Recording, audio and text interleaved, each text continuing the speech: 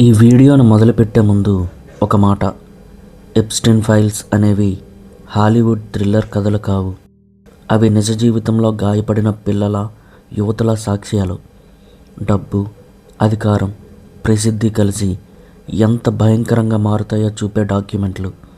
అందుకే ఈ కథను జాగ్రత్తగా మాట్లాడుకోవాలి. నెమ్మదిగా, బాధ్యతగా మాత్రమే చెప్పాలి.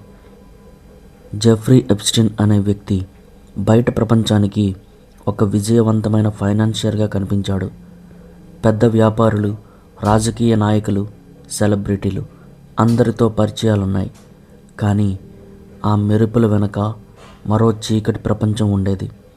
మైనర్లను ట్రాఫికింగ్ చేయడం, వారిని దుర్వినియోగం చేయడం, శక్తిమంతుల కోసం సేవలు ఏర్పాటు చేయడం, ఇవన్నీ కోర్టు రికార్డుల్లో నమోదైన ఆరోపణలు.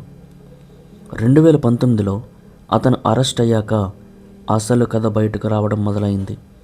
పోలీసులు అతని ఇళ్లలో దొరికిన notebooks, photos, flight logs, contact lists ఇవే ఇప్పుడు ఎప్స్టీన్ ఫైల్స్గా పిలుస్తున్నారు.